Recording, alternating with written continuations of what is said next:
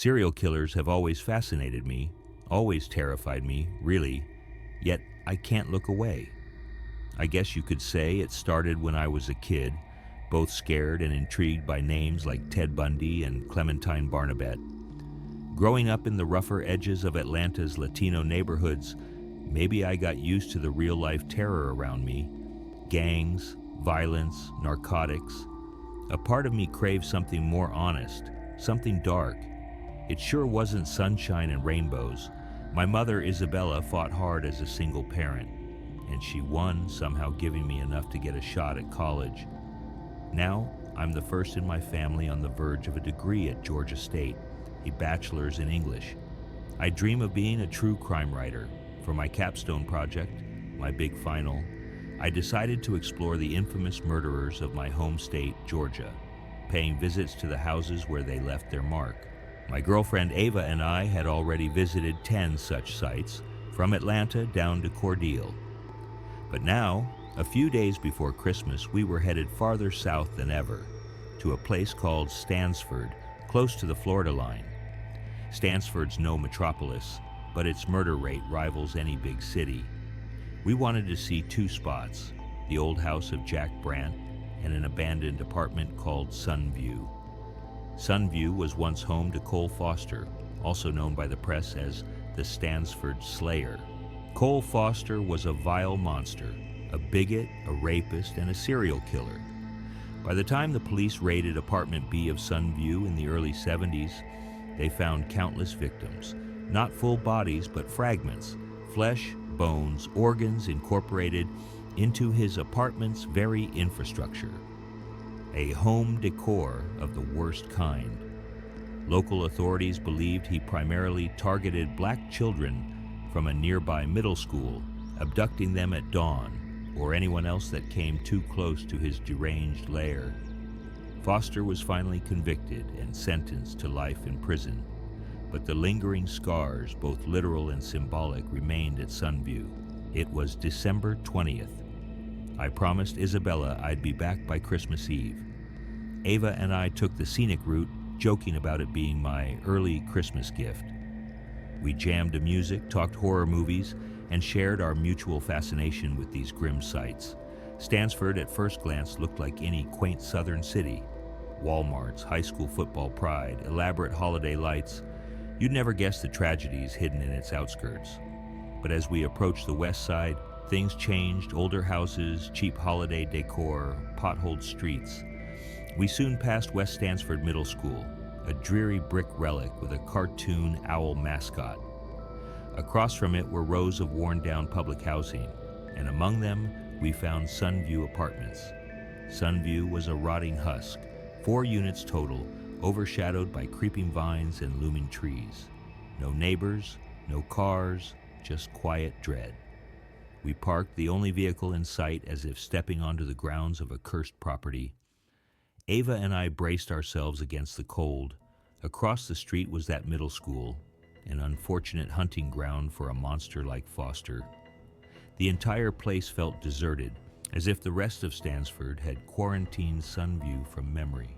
With adrenaline pumping, we approached the infamous Apartment B, once the site of Foster's grotesque murders. Despite the daylight fading, we felt compelled to see the inside. Ava had her camera ready and I had my phone to record notes. The interior was unexpectedly toasty, as if someone had left the heat running for ages. The smell of dust and neglect filled the air, yet no sign of the old horrors that once stained these walls. No gore, no Philly knives, just stale emptiness. The living room took up most of the unit, an old couch, maybe a TV, all battered and ancient. The walls were a deep, unsettling red, as if someone tried to cover up years of damage. A claustrophobic hallway led to 2 locked doors, presumably a bathroom and bedroom. We documented everything. This was for my project, sure, but it was also our twisted fascination. These rooms, these cracked floors felt like relics of unspoken terror, where Cole Foster dissected his victims and blended them into the furniture, where he let his hateful rage run wild. In the midst of exploring, we heard the front door slam open. A jolt of terror shot through me, but what stood there wasn't a ghost, It was two women, residents, very much alive, arms weighed down by groceries. Turns out these two had moved in recently. They recognized the apartment's history but shrugged it off. Cheap rent, especially in a neglected area like West Stansford. The conversation felt awkward, a forced meet and greet with strangers, whose home we were unknowingly trespassing on. We explained our project, how we believed the place abandoned, how we meant no harm. They assured us it was okay, but we could tell they wanted us gone. After some uneasy small talk, Ava and I made our escape. Just when we thought we were in the clear, I noticed movement inside. The two women, now in the living room, emptying their groceries onto the couch. Except it wasn't groceries, it was human remains. They were pulling out chunks of bodies, blood, bone, and something else horrifyingly raw. As if they were continuing Cole Foster's legacy. Or maybe they were just new slayers forging their own spree in that cursed apartment. We locked eyes. Their smug, twisted grins froze me to the core. My breath stalled in my throat. Ava tugged my arm, shouting for us to run. We dashed across the battered parking lot. More doors flung open, other tenants emerging, all armed with blades. A twisted community of killers, awakened at once. The entire complex was a nest of murder. In apartment A, we glimpsed another horror show, two middle-aged residents rolling around in blood like it was some twisted holiday party. Their eyes met mine with unsettling ecstasy. At last, we tumbled into the car. Ava started the engine, tires screeching as we sped off. A horde of savage faces chased us down the street, knives flashing in the glow of the street lamps. We stopped at the nearest gas station where Ava frantically called Stansford police. She insisted they check Sunview immediately, that it was infested with killers reenacting the Stan, or rather Cole Foster's nightmare. The dispatcher claimed it had been abandoned for decades, but promised to investigate. We didn't stick around to find out. I grabbed a souvenir for my mother, Isabella, a silly Bearcat mug. I'd told her I always brought something back from these trips, but nothing like this. Nothing that reminded me how close we'd come to being the next additions to Sunview's macabre decor. We drove straight back to Atlanta, windows up, doors locked, the night around us colder than ever.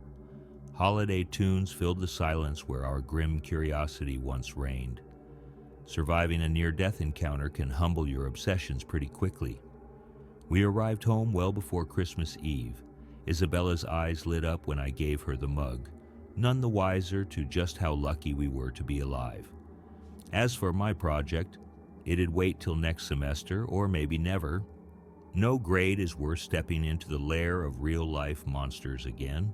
I heard rumors later that the Stansford police visited Sunview, found nothing but abandoned rooms, no sign of fresh blood or inhabitants. Was it a cult that vanished overnight? A mass delusion? All I know is what I saw, and I'll never forget it. Real monsters don't always hide in shuttered windows or the pages of history. Sometimes they're just around the corner, waiting for the right moment to reveal their blades, and if you walk into their domain, you may never walk back out.